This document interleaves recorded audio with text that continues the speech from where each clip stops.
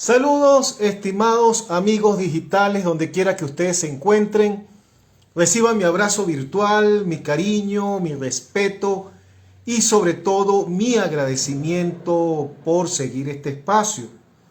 Mi nombre es José Ríos Lugo, soy comunicador social. Este espacio se llama En Conversación con Ríos Lugo y es una producción del portal informativo El Reporte Global.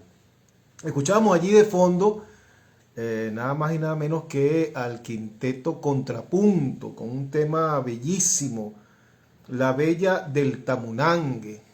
Seguimos entonces promocionando humildemente desde acá, desde este espacio, nuestra variada y bellísima música popular venezolana.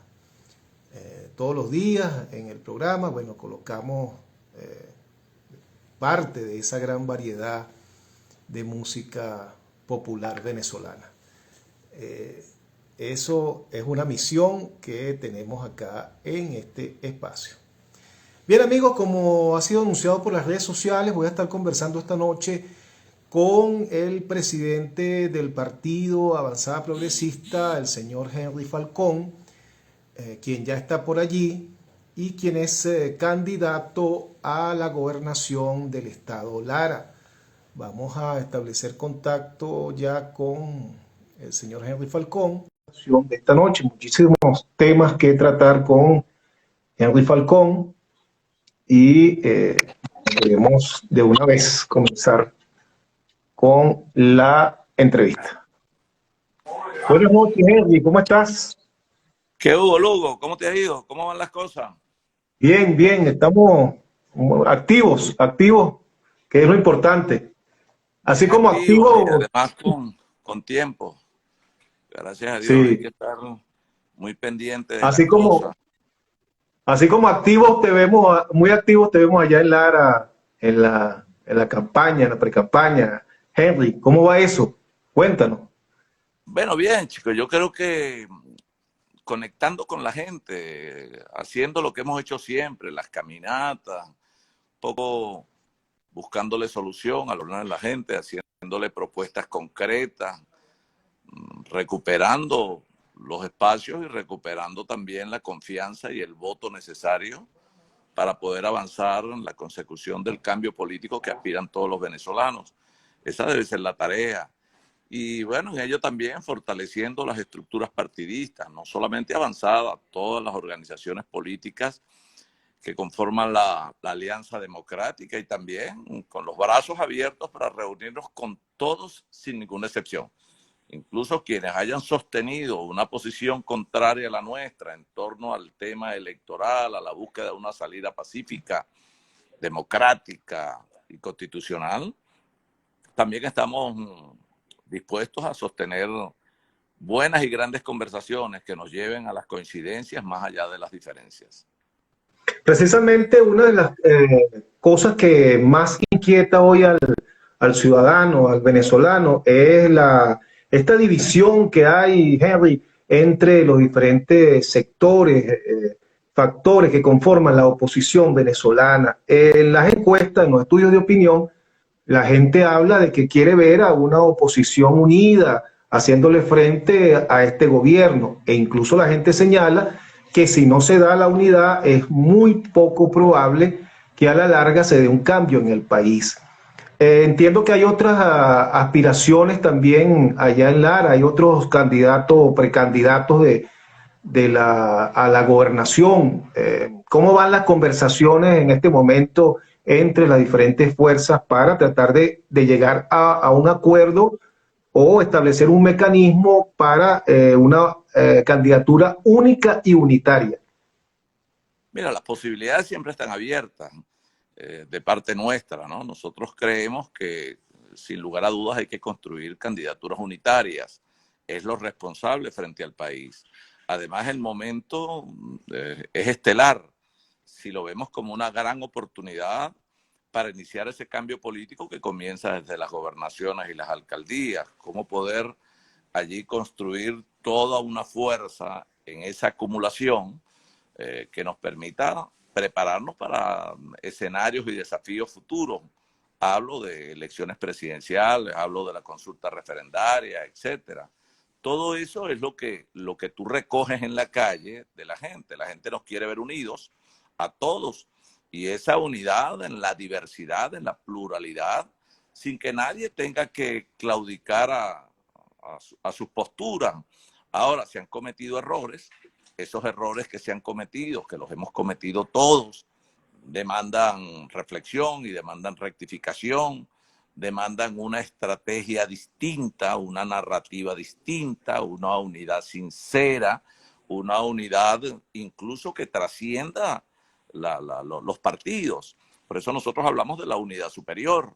Y esa unidad también debe recoger el sentimiento de muchos sectores, repito, que fuera de los partidos, hoy bueno, tienen mucha desconfianza hacia las organizaciones partidistas y también hacia nosotros los políticos. Decía cómo recuperar el liderazgo político del país, cómo recuperar los partidos, cómo recuperar el voto como único instrumento de cambio democrático y cómo insertarnos en los barrios, en las urbanizaciones, para conectarnos con sus verdaderos problemas, con sus sentimientos. Eso tiene que ver en mucho con la política, la verdadera política, la política de la gente, la política de salir a la calle, de decirle la verdad a la gente, la política de caminar con la gente. Y además de eso, por supuesto, nosotros entendemos que en esto también hay que construir propuestas. Nadie es candidato para no construir verdaderos planteamientos que atiendan a esas necesidades de la gente. Por ejemplo, en el caso Lara, y seguro estoy que es así en buena parte del país, bueno, la decadencia en materia de servicios es terrible. Hablamos de los problemas de agua. Ese es el principal problema de los larenses, el agua. El segundo problema de los larenses es la salud. El tercero, la falta de un gobierno que les dé verdadera certeza en el acompañamiento social. Tenemos otros problemas, algunos de ellos fuera del alcance competencial de un gobierno regional. Es el problema del combustible, la luz, el diésel, la gasolina, el gas. O sea, vivimos una situación de caos estructural que demanda de ejercicio de la política para explorar soluciones. Ese ejercicio de la política es lo que nosotros hemos sostenido a lo largo de muchos años. Podemos superar esta crisis en la misma medida que habilitemos el voto por una parte y la negociación por la otra. Ello no quiere decir que no vamos a ejercer las presiones, la manifestación, etcétera, en el marco de nuestra Constitución.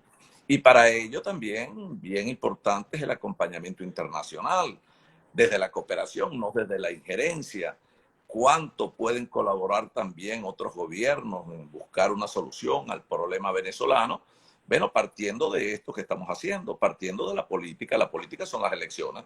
Ahora, si tenemos hoy 35, 32 alcaldías, Qué diferente sería si tuviéramos 120, 140 alcaldes.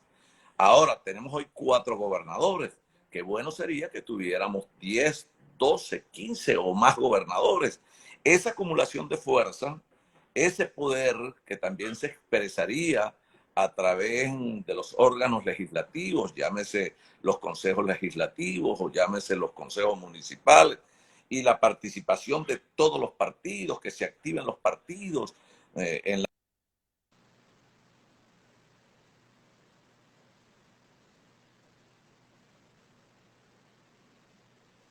Oye, perdimos el audio, perdimos el audio. No te está escuchando. No te estoy escuchando. No sé si tú me escuchas a mí, Henry, pero no te estoy escuchando. Que nos digan si están escuchando a Henry.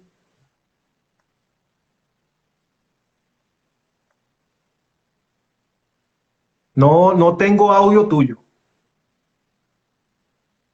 Ajá, ¿ves? Nos dicen que no se escucha. Eh, yo creo que hay que volver a reconectar. Me imagino que tendrás que salirte, Henry, y volver a entrar a la transmisión, porque no se escucha tu audio.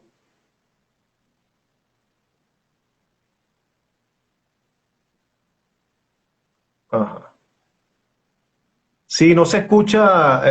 Por un momento perdimos el audio de Henry Falcón y bueno, estamos aplicando esto, una especie de reseteo, que se saliera y volviera a entrar para ver si rescatamos el audio. Bueno, estas son las cosas que pasan a veces en estas plataformas cuando se está en directo.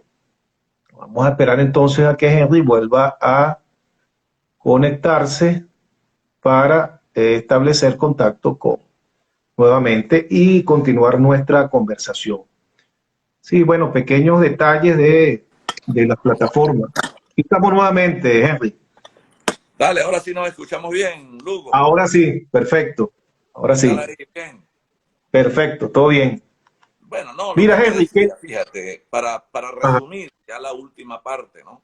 Decía que nunca será lo mismo un factor importante de la política venezolana, como es la oposición democrática, en sus diferentes expresiones, y entendiendo que podemos tener, como en efecto tenemos diferencias, pero tenemos un propósito común. El propósito que nos anima a todos es el cambio político en el país para poder abordar el cambio también de la economía y buscar mejores equilibrios en materia social. Ahora, yo decía que nunca será lo mismo buscar ese cambio político con espacios muy mermados, muy menguados, como es el caso actual. Bueno, de 23 gobernaciones tenemos 4 y de 335 alcaldías, creo que son 32. Distinto sería si tuviéramos, en vez de 32 alcaldes, tuviésemos nosotros en la actualidad o pudiéramos tener en un futuro, en el nombre de Dios, 120, 150 alcaldes. Muchos de ellos seguramente de ciudades capitales, de municipios capitales importantes. Después te decía que hoy tenemos 4 gobernadores. Qué bueno si tuviéramos 12, 14, 15 gobernadores. Eso nos daría una plataforma en estas tesis de acumulación de fuerza importante que nos presentaría con bastante fortaleza frente a esos escenarios, esos retos y desafíos futuros. Hablo de las presidenciales, hablo de la consulta referendaria, etcétera. Esa debe ser la tarea. Por eso es que nosotros, es lógico que tengamos diferencias, pero tenemos un propósito que nos anima en común. Ese propósito común es ese cambio político. Entonces sería muy irresponsable que no busquemos ahora los mejores referentes, los que tengan posibilidad de éxito frente al gobierno. Y esos referentes los tenemos que buscar a nivel de alcaldías, a nivel de gobernación y también en consejos municipales y consejos legislativos. Esa es la tarea. Ahora, ¿cómo hacer eso en la práctica diaria de la política? Ir a la calle a buscar a la gente, a darle la cara, a decirle la verdad y a ofrecerle soluciones. ¿Soluciones como cuáles? Soluciones como resolver el problema del déficit de agua potable. En el caso de Lara, anteriormente una urbanización que recibía agua 3 veces a la semana, bueno, la está recibiendo 1 vez al mes, Ríos Lugo. Eso es crítico, caótico. El día de ayer, el Hospital Central Antonio María Pineda, hubo un bajón de luz terrible aquí en Lara y el hospital se quedó sin luz. Eso es inadmisible. Un hospital tiene que tener una fuente alterna de energía. Si es un hospital referencial de toda una región como el Antonio María Pineda. Pero además, si tú vienes hoy acá a Barquisimeto, vas a ver colas larguísimas para surtir de combustible. Entonces, si Lara, especialmente, es un estado con una capacidad productiva en materia agrícola, en materia pecuaria, además de ser un estado industrial, manufacturero, turístico, pero bueno, el solo hecho de que no haya gasoil, bueno, hermano, se cae la productividad, cómo se alimenta el turismo, pero si además de eso, bueno, no solamente que se cae la productividad, no hay atención a la vialidad rural, etcétera. O sea, vivimos hoy un caos en el país. Eso a baja escala, digamos, a nivel de los estados, bueno, se ve de manera mucho más aguda. Una cosa es Caracas y otra cosa es la región para estos efectos. Entonces, ¿qué aspira la gente? Que un político, un partido político verdadero interlocutor en la búsqueda de soluciones a sus problemas, primero le diga la verdad y segundo le aporte soluciones, no complicaciones, ni tampoco que le vaya a vender ilusiones, fantasías, cosas que en la práctica no se van a materializar. Entonces, de allí, querido hermano, que nosotros tenemos esa responsabilidad frente al país y frente a la historia. Aquí no hay que inventar. Por eso digo, nosotros tenemos todas las posibilidades. Va a depender del nivel de madurez política que mostremos quienes dirigimos, quienes hemos asumido roles en la conducción de partidos para ponernos de acuerdo y las diferencias que tengamos. Yo creo que aquí la Alianza Democrática, el G4 y las otras expresiones de la oposición, todos somos necesarios. Todos somos necesarios frente a este nuevo reto que tenemos por delante. Ojalá y prive la sensatez, la racionalidad, la lógica y la política. Henry, fíjate, tenemos un país que está atravesado, las almas de muchos venezolanos, está atravesada por el dolor, por un profundo dolor, por desapego. Más de 5 millones de venezolanos han tenido que irse del país. Hay familias aquí abandonadas, ancianos, parejas que se han separado. Hay mucho dolor y hay desespero y miedo en la gente. Y ese desespero es aprovechado por lo que yo llamo los pescadores del desespero, que son estas personas que empiezan a vender fantasías y la gente en medio de su desespero compra a veces esas salidas fácticas, esas salidas inmediatistas. ¿Cuál es la importancia real de estas elecciones el 21 de noviembre, visto que muchos sectores señalan que no vale la pena ir a votar porque no va a servir para salir del gobierno y lo que se quiere es salir de este gobierno? Mira, dos cosas, Río. Si algo ha afectado mucho, mucho al país y especialmente a la oposición venezolana, es precisamente esas salidas inmediatistas a las que te refieres y ese esquema exclusionista de algunos sectores para poder entender. Las grandes mayorías de este país nuestro son pobres y muchos sectores clases medias también los llevaron a la pobreza. Y por eso es que vemos tantos venezolanos que andan buscando futuro en otras latitudes porque su país no les ofrece futuro. Entonces, por eso surgen tantos jóvenes y tantos adultos incluso para paliar la situación del que se queda en Venezuela. Ahora, ¿qué debemos ofrecer nosotros? Te decía, nosotros debemos aportar soluciones. Y además, cuando digo hablarle con la verdad a la gente, es decirle que la solución del problema, el cambio político para generar a su vez transformaciones estructurales en el ámbito de lo económico y así poder atender los grandes desequilibrios sociales, tampoco los tenemos en la vuelta de la esquina. Primero tenemos que ir ganando espacios, tenemos que recuperar estos espacios para fortalecer, por eso la acumulación de fuerza, fortalecer este sector sector de la política venezolana, acción democrática, que eso nos dé ventaja frente al gobierno para cobrar el descontento que existe hoy. El 75% de los venezolanos rechaza el desempeño del gobierno y también de sus gobernadores. Hablo del gobierno nacional y de los gobiernos regionales y los gobiernos locales. Y el rechazo es similar a la de su organización partidista. No le ha quedado otra cosa al gobierno que el control a través de sus planes y programas clientelares y populistas.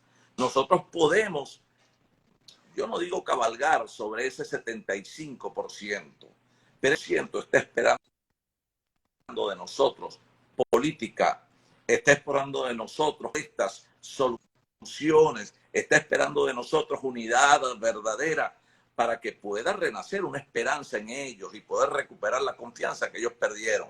Ahora, si aquí lo que hay es peleas, división, sectarismo, además de eso hay miopía para entender este momento político, por supuesto nosotros no vamos a seguir generando decepción y a la postre grandes frustraciones como las que han habido ahora. Y por eso es como dices tú, hay gente que entonces vende una ilusión, vende una fantasía y en medio de la desesperación de la gente también tratan de sembrar odio. Y ese odio, bueno, también se cruza entre mucha gente nuestra que terminan prácticamente atacándose unos y otros, mientras el gobierno, que tiene sus verdaderas diferencias, tiene sus contradicciones y vive en una confrontación permanente, ellos se saben unir para defenderse de esa cantidad de venezolanos que de alguna manera desconocen esa situación que ellos de alguna manera en un momento dado ofrecieron y a la postre se convirtió en la nada. Entonces, yo creo que ahora hay una gran oportunidad por delante. Quienes ejercemos la política entendemos que eso debe quedar en el pasado. Las soluciones mágicas, las soluciones fáciles, las soluciones a la vuelta de la esquina, o sea, el inmediatismo, que aquella cultura de acción somos nosotros, aquellos no, que aquel selectivismo, que la oposición es esta porque esta es la pura y aquellos no son puros. No, eso ya tiene que quedar de lado. Aquí entonces le decía yo a un buen amigo, líder nacional de la oposición, le decía, aquí hay que construir, es verdad, una nueva narrativa y una nueva estrategia, pero también una nueva dirección. Esa nueva dirección no admite que, bueno, yo me reúno con este y con este no, porque me decía Vladimir en un programa, cosa muy cierta, y yo lo he repetido, decía Vladimir, bueno, ¿quién puede entender que toda la oposición, toda, sin ninguna excepción, se reúne con el gobierno? Pero entre ellos no pueden reunirse, una cosa que no tiene sentido. O sea, ¿cómo es posible que nosotros no podamos conversar frente a lo que tenemos por delante? Y de allí es donde uno pide sensatez, dar la guardia en esto de la arrogancia, pide humildad y pide además raciocinio y lógica política, habilitar el sentido común para que podamos interpretar lo que quiere la mayoría del país. Este gobierno es derrotable, por supuesto que sí, pero el gobierno apuesta a dispersarnos, a dividirnos, y hay gente que juega a esa división. Nosotros tenemos que unirnos. Repito, la unidad en la diversidad, en la pluralidad, la diferencia es regular, es normal, es bueno que ocurra la diferencia, pero la política también es debate, es diálogo, es negociación, es acuerdo y es... Sí. Henry, fíjate, hay una situación que se viene planteando, o que ha sido planteada, mejor dicho, desde hace cierto tiempo, como la principal excusa para para llamar a la abstención, porque hay sectores que siguen llamando a la abstención. Y esa es las famosas condiciones. Hoy tenemos un CNE que fue producto de un acuerdo en la Asamblea Nacional que ha sido recibido muy bien por el país e incluso fuera de nuestras fronteras, y vemos que hoy hay indudablemente mejores condiciones que las del pasado. Eh, ¿Es suficiente con las condiciones que tenemos hoy día? ¿Hay que pelear por más condiciones? ¿Cómo evalúan ustedes eso? Bueno, mira, la lucha por las condiciones y garantías es permanente y estamos en eso todavía. Nosotros creemos que ha habido un avance significativo. Es más, creo que hay un Consejo Nacional Electoral mucho más equilibrado que el que teníamos en el 2015. Ahora, ese Consejo Nacional Electoral fue producto de una negociación. Esa nueva Asamblea Nacional, se puede decir lo que se quiera decir de ella, pero fue producto de una negociación en la mesa de diálogo nacional. Y este proceso electoral que se convoca ahora fue producto de esa negociación. ¿Que hay que seguir negociando? Claro que sí. Hay muchos elementos que perturban el proceso electoral en Venezuela. Por ejemplo, esto de los puntos llamados puntos de color. Esto de las jornadas extendidas después de la hora de cierre de los centros electorales. Esto del voto asistido también es perturbador en cualquier proceso electoral. Revisar instrumentos para que la gente masivamente a votar. Y eso tiene que ver con el tema de las migraciones. Esa es materia del día a día, de las negociaciones políticas que existen en los actuales momentos.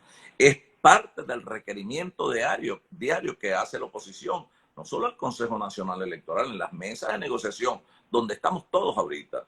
El gobierno está sentado conversando con una expresión de oposición y conversa con la otra expresión de la oposición y conversa también con nosotros. Algunos no lo dicen. Ahora, la diferencia es que nosotros sí lo decimos. Ahora, nosotros nos hemos sentado a conversar con el gobierno, a dialogar con el gobierno, como se sienta toda la oposición. Nosotros lo que demandamos es que esas conversaciones con el gobierno pudieran ser muy fructíferas si primero nos sentamos toda la oposición y acordáramos una agenda común que implique no solo condiciones, garantías, sino también otros elementos. Por ejemplo, el tema de los protestos. Eso fue materia también de la negociación. Yo creo que es básico, fundamental, por ejemplo, incluir en el tema de la ley de la hacienda pública estatal, que es una ley que está rezagada, que fue materia de la constituyente del 99 y creo que una disposición transitoria así lo establece. Algo se adelantó en la asamblea anterior, no recuerdo si se aprobó en primera discusión, pero eso es fundamental frente a la quiebra de la administración regional. Los gobiernos regionales están quebrados y no pueden depender exclusivamente de la administración central. Ahora, ¿qué pudiera ser materia de esa negociación? Ahorita se habla de las zonas económicas especiales. ¿Cuánta inversión puede venir a los estados? ¿Cuánto se puede quedar no solamente en el estado? ¿Cuál puede ser materia también tributaria, fiscales de los gobiernos regionales? Valor agregado, ¿cuánto se recauda en Lara y cuánto se pudiera quedar aquí? ¿Qué porcentaje de eso pudiera quedarse aquí? El impuesto sobre la renta, etcétera. Fortalecer las finanzas regionales para que un abordaje mayor, más eficaz, por ejemplo, del problema de la vialidad, del problema del agua, el problema de la salud, etcétera. O sea, esa también tiene que ser materia de negociación. Como materia de negociación tiene que ser llevada al Consejo Federal de Gobierno en el nombre de Dios. Y nosotros esperamos, con la experiencia que tenemos de haber administrado no solo la alcaldía de Barquisimeto, sino el gobierno regional a lo largo de 8 y 9 años posteriormente, bueno, tenemos también un conjunto de propuestas que vamos a seguir desarrollando a posteriori, después del proceso electoral. El proceso electoral es una etapa y después tenemos que seguir trabajando en otras etapas y consolidando nuestra administración. Y la oposición, repito, si se consolida un plan donde se pueda redefinir la estrategia de la oposición venezolana y donde se puedan tomar en cuenta otros elementos que planteen otras voces y otras posiciones, yo estoy absolutamente convencido que el futuro puede ser promisor si nosotros en estas primeras de cambio damos una muestra al país de verdadera unidad, unidad sincera, real, eficaz, concreta, respetuosa e inclusiva. Hay un factor clave en que ha fallado la oposición en su conjunto en los procesos electorales, y es el padrón electoral. Bien es sabido, Henry, que, bueno, eso viene desde antes de la llegada del chavismo, lo de acta matavotos. Sabemos que si no tenemos representantes en las mesas, y sobre todo en las zonas más apartadas, entonces, bueno, el chavismo acostumbra a hacer sus triquiñuelas, ¿no? Pone a votar a la gente varias veces y bueno, y eso que ya sabemos. ¿Cómo se puede garantizar contar realmente con un buen padrón electoral que a su vez le garantice a los ciudadanos, le dé confianza a los ciudadanos de que su voto no se lo van a robar? Claro, te pongo rápidamente el ejemplo de lo que estamos haciendo en Lara actualmente. En esto de diseñar una estrategia mucho más efectiva para la movilización y la defensa del voto. Nosotros, a nivel de la estructura de Avanzada Progresista, aquí tenemos 1024 centros electorales. Estamos trabajando 1024 comités de base progresista. En torno a cada centro debe haber una estructura. En eso hemos venido avanzando. Tenemos 56%. Este es parte del trabajo previo al evento electoral.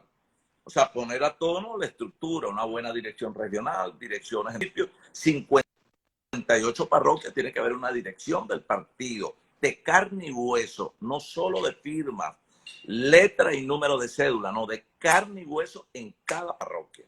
Y en 1024 centros electorales debe haber un comando de base progresista en cada centro electoral, en torno a cada centro electoral. Después está la Alianza Democrática y todos los factores políticos que convergen allí. Entonces deben haber comandos de la unidad democrática en torno a cada centro electoral. Fíjate, estamos hablando los comités de base progresista, avanzada progresista y un comando de la unidad democrática en torno a cada centro electoral. Ello no puede ser producto de la improvisación. Eso tiene que obedecer a un estudio que haga según el nivel de conflictividad de cada centro electoral. Aquello del semáforo, pues tenemos centros rojos, que pudiéramos decir son los centros más conflictivos, donde hay que hacer un análisis profundo del comportamiento electoral, del nivel de conflictividad, del nivel de control del gobierno, un análisis de la zona, etcétera. Ese centro electoral rojo es distinto al centro electoral amarillo y es distinto al centro electoral verde. Cada uno de esos centros tiene una lectura. Entonces tenemos que calificarlos y clasificarlos. Y de allí entonces construir una estrategia que implique acciones políticas, comunicacionales y jurídicas en torno a cada centro. Incluso el perfil del testigo y el perfil del coordinador de centro. Yo siempre le digo a los míos, tú no puedes poner en un centro rojo donde normalmente el PSUV se viene con todo. Bueno, hay que poner un gran avispado. Un gran avispado es uno nuestro, bien preparado, bien formado y además consciente del papel que le corresponde. Si tú pones ahí a uno que de repente todavía no ha escuchado los traqui-traqui y ya está a las 3 cuadras, está raspado. Porque entonces abandonan el centro y ahí hacen desastre. Entonces tenemos, y eso hay que hacerlo desde ahorita. Y por eso es que no es cualquier padrón electoral. Y no es el padrón que mandaron del barrio tal el padrón. No, no, no, no, no. Tiene que haber un conocimiento exacto de cada testigo, de cada coordinador de centro. Porque esto, de alguna manera, implica pues que aquello que vivimos en el pasado, porque vivimos experiencia negativa, bueno, que no viene al caso analizar, pero que el aprendizaje de esa experiencia nos ubica ahora en otra realidad. Esa realidad, en función de esa experiencia, nos indica lo que debemos hacer y dónde tenemos que tomar correctivos. Uno, el padrón electoral, la movilización y la necesidad de romper viejos esquemas. Los esquemas estos tradicionales, que si algunas veces no, que el testigo lo mandan allá y hay testigo y no sé qué cosa, y algunas veces el testigo no existe. O sea, tienen que ser testigos que obedezcan una etapa de incluso de familiarización y formación, por lo menos 40 electoral. que el candidato tenga la posibilidad de que esto que estamos haciendo nosotros, yo me pueda comunicar en una videoconferencia con todos los coordinadores de centro del municipio tal y conocerlos y tener su teléfono y hacer verificación, el propio candidato. Entonces hay cosas que se pueden delegar y hay cosas que, bueno, demandan un control quizás un poco más rígido en las circunstancias para no incurrir en el error del pasado y no dejar que esa realidad que hoy caracteriza al partido de gobierno, eso de que los centros y terminan controlando y entonces juegan a dispersar, pero también juegan a controlar y juegan a amenazar en los centros electorales, terminen dándoles una ventaja. Hay que achicar esa ventaja, como también tenemos que hablarle al sector chavismo.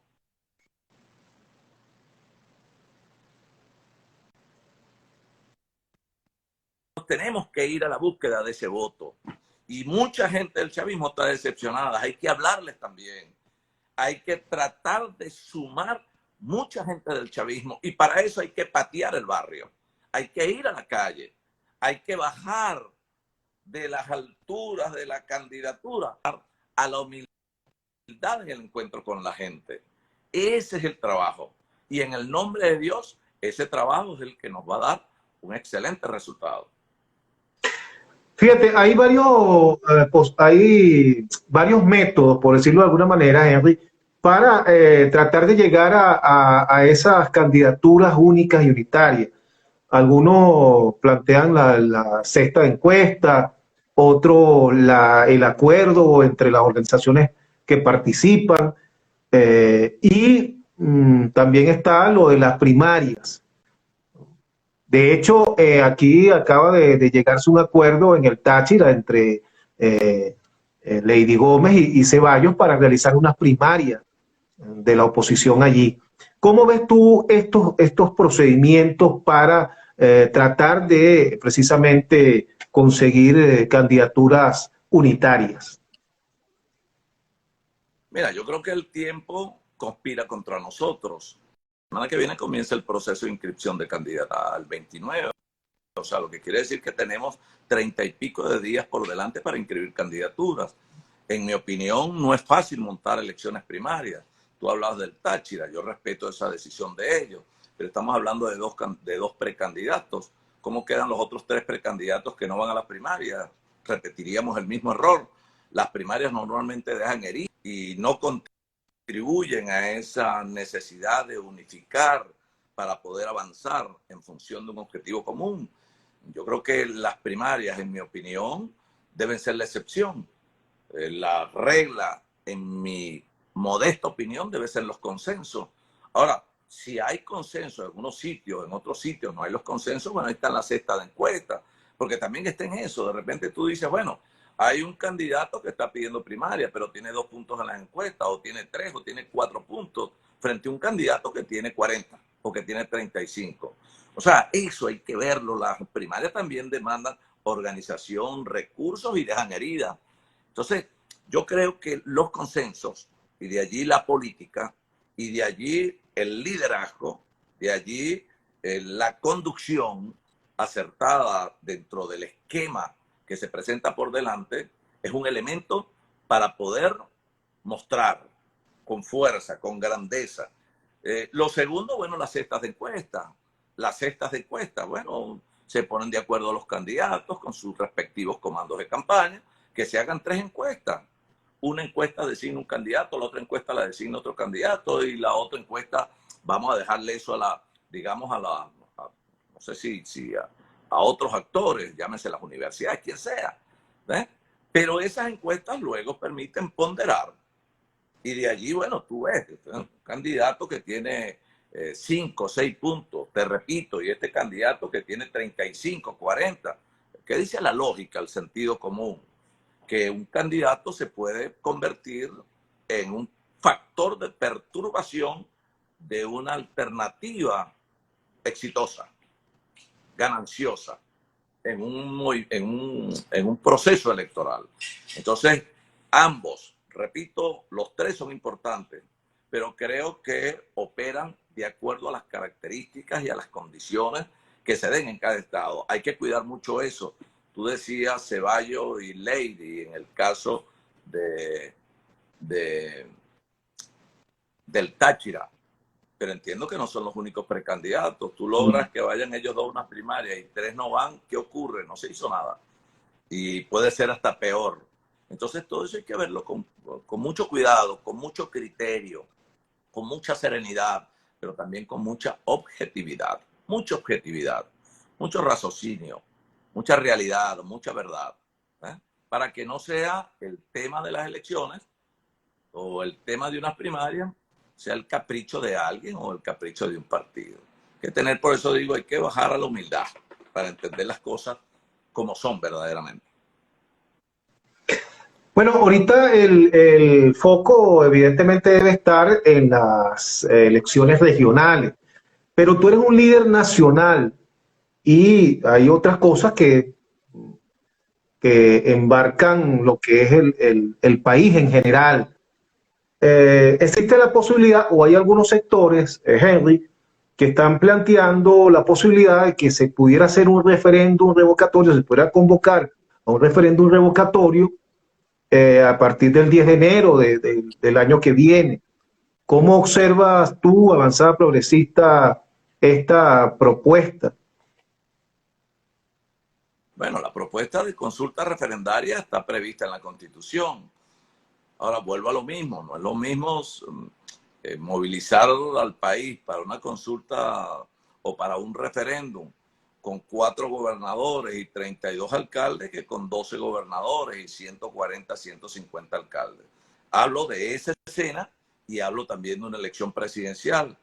No puede ser lo mismo un candidato presidencial sentado aquí con 12, 14 gobernadores de estados fundamentales, con unas estructuras bien movilizadas, recuperados los partidos, recuperado el liderazgo, con buenos referentes de esos liderazgos, con una buena estrategia de movilización, defensa del voto, una buena narrativa y unos 130, 140 alcaldes, nunca va a ser igual. Las posibilidades de éxito están aquí, están en esto, están en la política, es la política, no es la aventura, no es la fantasía, no es la ilusión.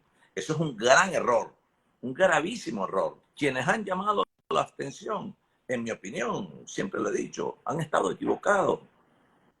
Porque ahora muchos de los que son, bueno, ahora tienen que salir a decir, bueno, sí, es verdad, hay que salir a votar. Pero, ¿cuánto daño se hizo? O sea, ¿qué se logró en aquel otro camino? Para nosotros, yo no voy a entrar a descalificar aquí a nadie, al contrario. Me parece que es positiva la rectificación, eso de hacia la lógica, eso me parece determinante en estos momentos. Pero entonces ahora tenemos que cuidar un poco los egos, cuidar la arrogancia, abrir, tender la mano, tratar en lo posible de ser lo más amplio para que entonces podamos generar confianza en esa mayoría del país que quiere una verdadera unidad, como tú lo referenciabas al principio del programa. El diálogo. En este diálogo que está planteado y que tiene a los noruegos de intermediario con el gobierno nacional, Maduro acaba de decir que sí, que acepta ir a México a dialogar.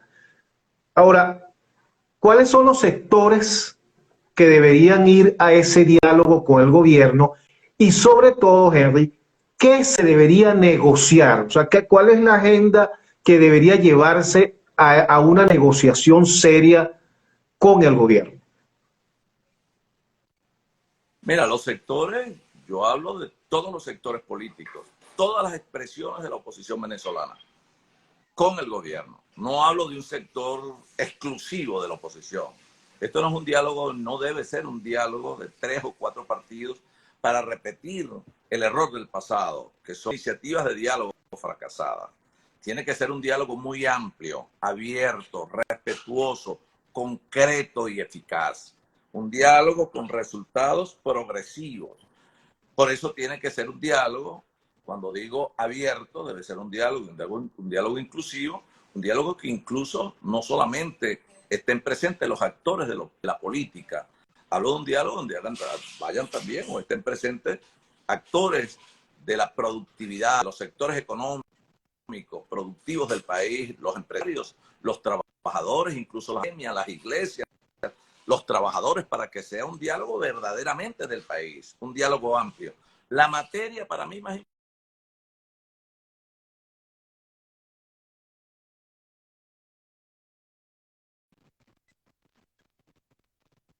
impacto que cunde por el país y que tiene a un sector de la población bajo las expensas del gobierno, porque tienen allí, solo pueden recibir a través de las dádivas del gobierno, pueden sostener sus necesidades. Entonces, la economía para poder abordar de verdad los problemas sociales de la gente.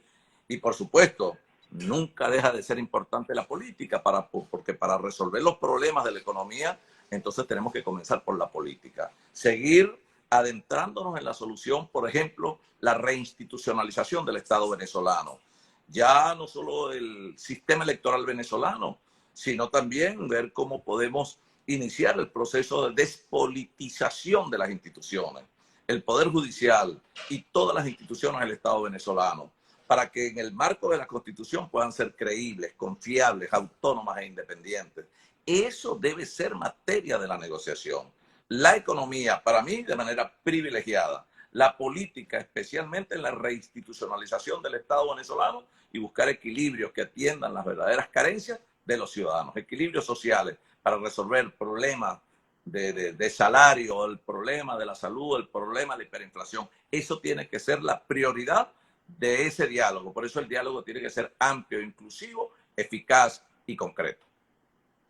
En el 2018, en el marco de tu campaña electoral, ustedes propusieron desde ese entonces la dolarización de los salarios. E incluso me acuerdo, Henry, que había un planteamiento de comenzar con $75 como sueldo mínimo. Entiendo también que Avanzada Progresista, a través de sus diputados en la Asamblea, viene también planteando la posibilidad de que se dolaricen los salarios de los trabajadores. ¿Cómo marcha esa propuesta? ¿Ves factibilidad de eso en este momento?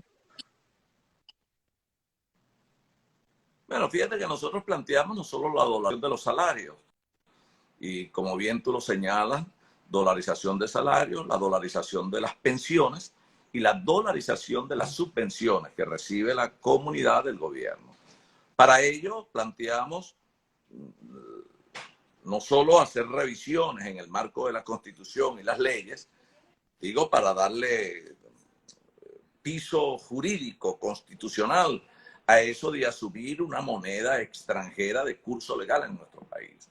Entonces, nosotros planteamos la coexistencia del bolívar con una moneda fuerte y todas las negociaciones entre patronos y trabajadores, especialmente en el ámbito de la administración pública, a los efectos del pago y el papel que debía cumplir el Banco Central de Venezuela en todo esto de la monetización del Estado venezolano.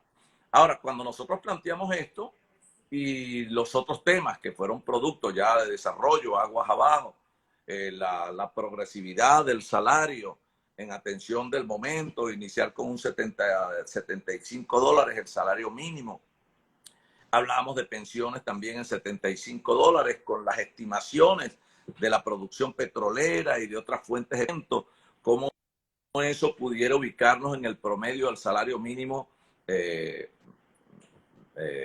latinoamericano, digamos, donde Venezuela pudiera a lo largo, creo que hablamos de 3, 4 años, tener un salario mínimo promedio entre $300 y $400, el salario mínimo promedio en Venezuela, la subvención hacia las familias de acuerdo a la matrícula escolar, niño que asiste a la escuela recibe el beneficio del Estado y todo eso estimado también, repito, en todos los ingresos que para ese momento y además la posibilidad de financiamiento internacional, que para ese momento, en una condición totalmente distinta de la economía, pudiera tener el Estado venezolano. Pero eso era perfectamente posible.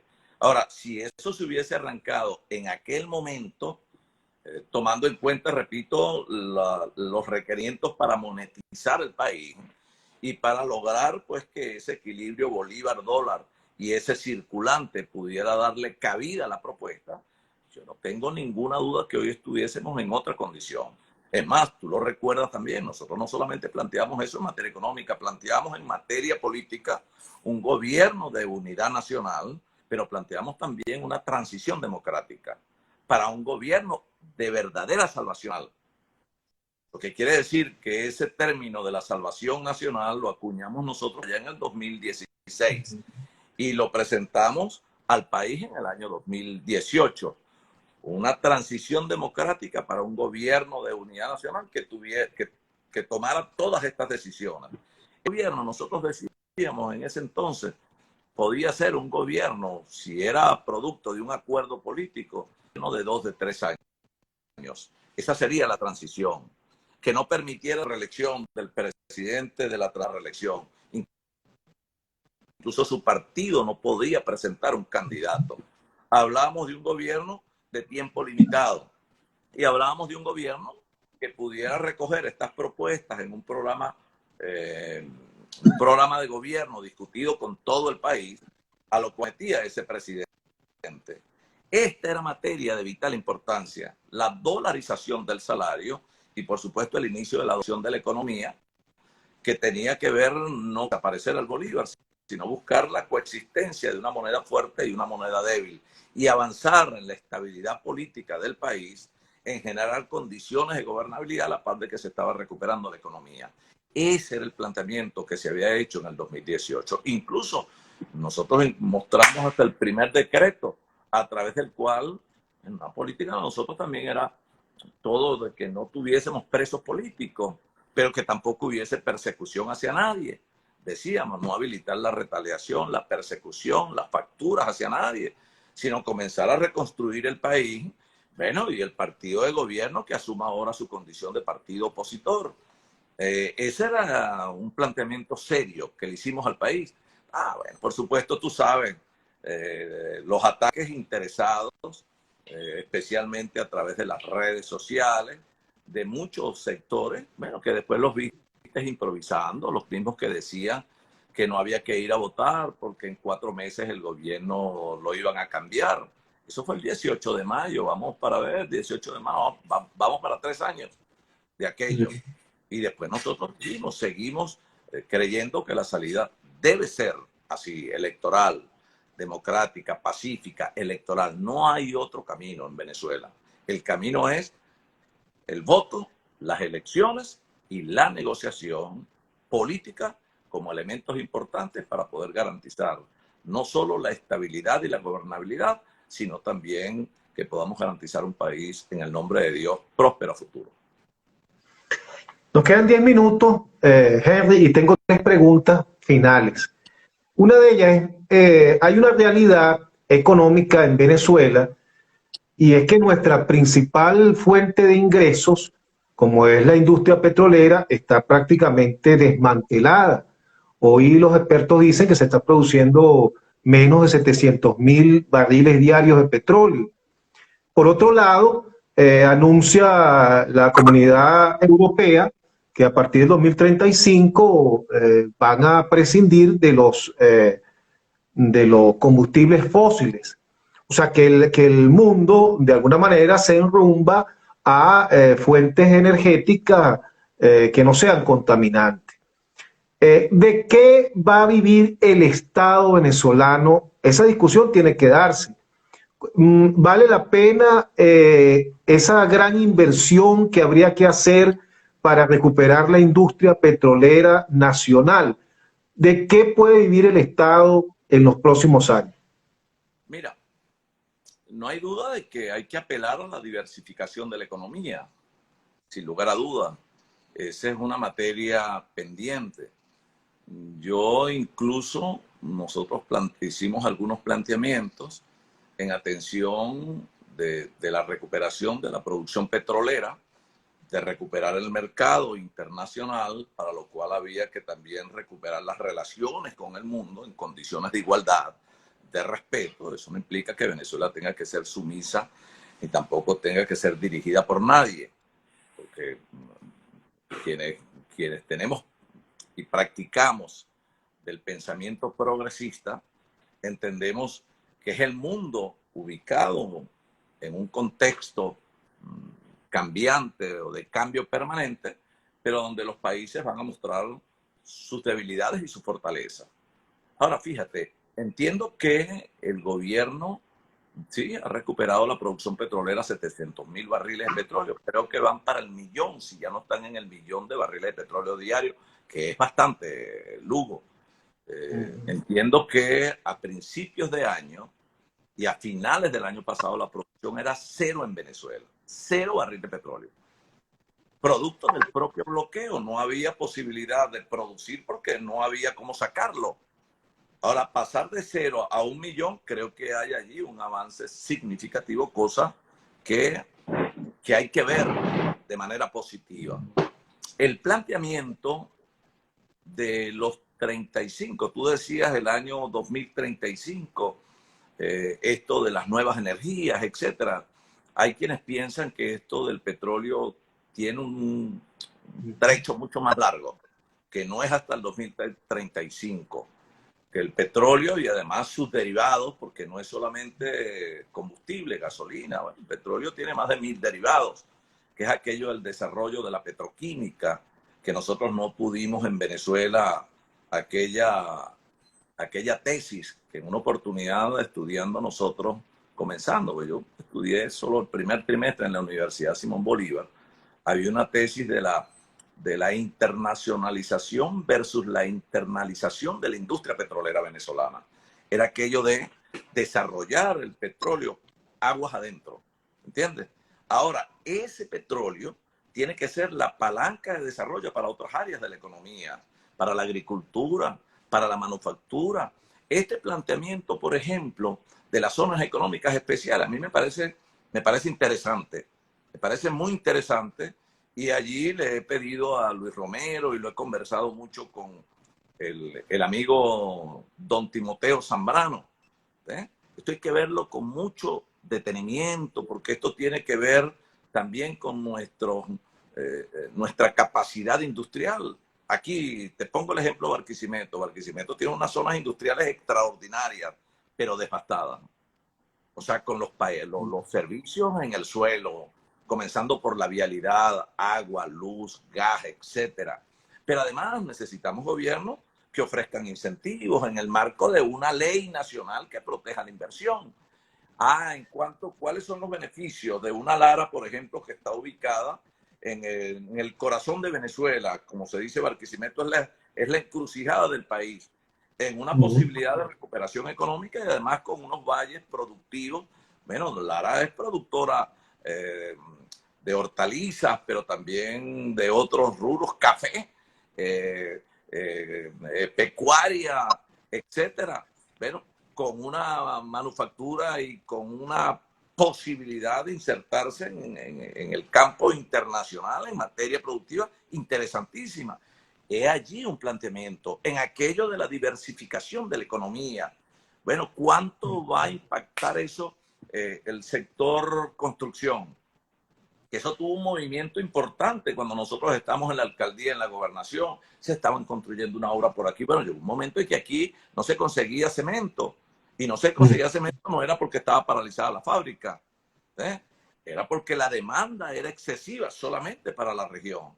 Ahora, eso tiene que ver mucho con la seguridad al sector privado, tiene que ver con aquello también de poner en manos de quienes hagan productivos esos digamos, esos espacios, esos bienes, esa capacidad que tiene el Estado.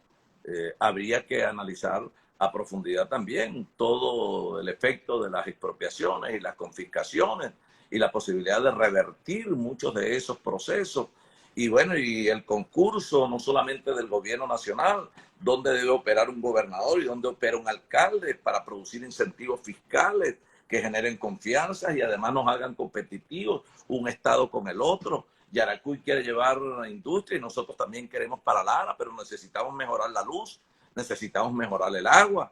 Ah, bueno, lo que te decía ahorita, la ley de la hacienda pública estatal, déjame ver cómo yo mejoro el agua, mejoro la educación, tener niveles de gobernabilidad. De eso se trata. Y por eso es que el petróleo no puede ser exclusivo en la economía de un país. Hay que, como decía Ulla Pietri, hay que sembrar el petróleo. Tenemos que sembrar, Pérez Alfonso, hay que sembrar el petróleo. Sembrar el petróleo es diversificar la industria petrolera y de allí activar otras áreas de la